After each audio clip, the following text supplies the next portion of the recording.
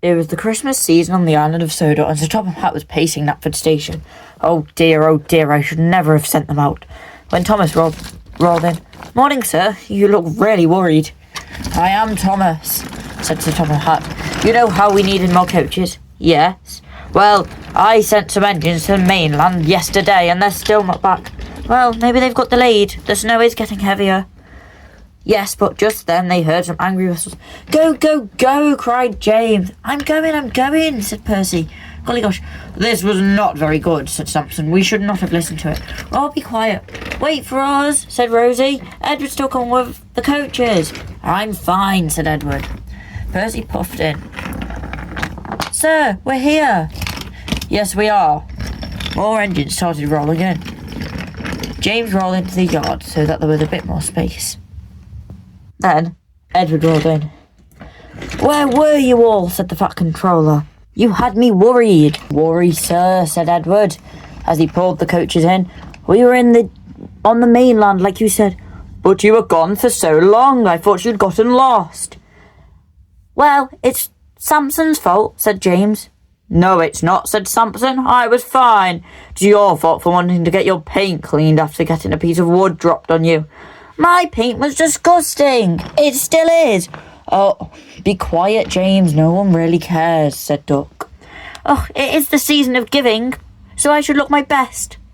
What does that have to do with giving? Said Thomas. Because I'd be giving everyone a treat. The engines all laughed. James glared. The Fat Controller sighed. Anyway, Edward, I sent you to get coaches. Did you find some? He said as he walked out of the station onto the pavement. Well, sir, we found these three. Me, Annie, Clarabelle, and old friend Victoria. Victoria? But why were you on the mainland? Oh, I got shunted there ages ago, sir. I never thought anyone was going to find me. You're lucky we kept in touch with you, said Clarabelle. If it wasn't for us, you'd be all alone, said Annie. They did keep me company, sir. Please don't scrap us, said Annie. We'll be good, we swear, said Clarabelle. Of course I wouldn't scrap you. I'm in a bit of a coach crisis at the moment. Oh, isn't that what you wanted us? Yes, and you two look perfect to want to run a branch line. Oh, really, sir? Yes. But where were they? You can ask Rosie. She was the one who took us to the yard, said Duck. Rosie? They were in my yard, sir, cried Rosie, as she quickly switched lines. As she quickly rolled back and switched onto Edward's line. They were in my yard, sir.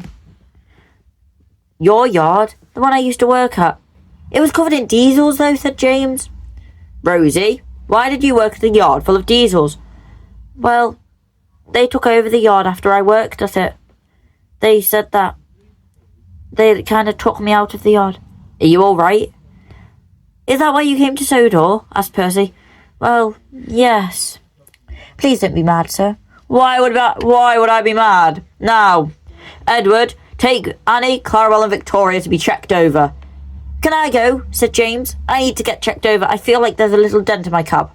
Fine, James, you can go. I'll just give your important special to Thomas. Wait, no, and never mind. I can manage. What's my special? You need to go and pick up some carol singers.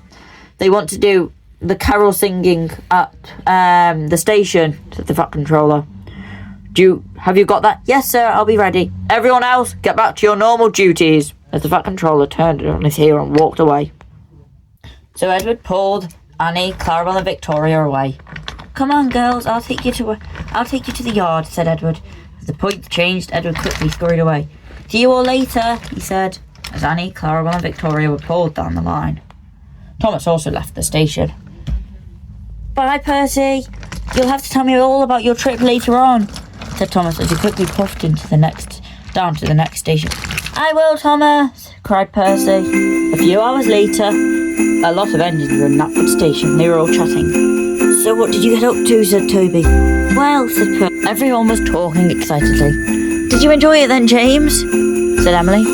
It was actually really good. If I was there, said Gordon, I could have outrun them diesels in minutes. What, like the last time? Laughed Henry. That was a fluke. I saved everyone, actually, said Samson, rolling up. No, you didn't. You ran away first, said James. And how do you know? Because I was there. Oh, yeah, you were.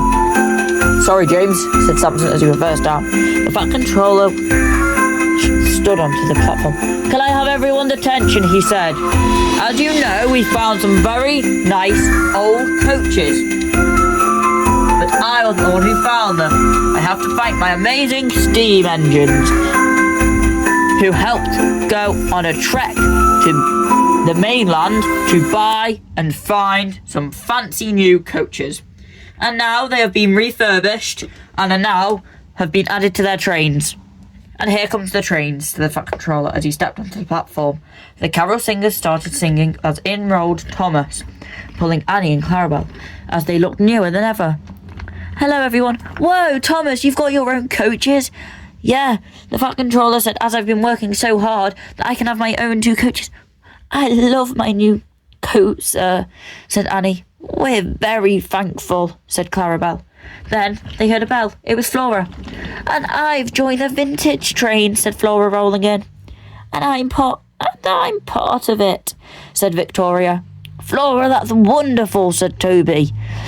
And Fat Controller, also with Flora's vintage train, Toby, on certain days you'll be taking a vintage train to even out the playing field, so to speak. Toby beamed from buffer to buffer. Wow, as they say, said the Fat Controller, 'tis the season to be giving. As the carol singers started singing, all the engines joined in, as the sky started to fill with snow.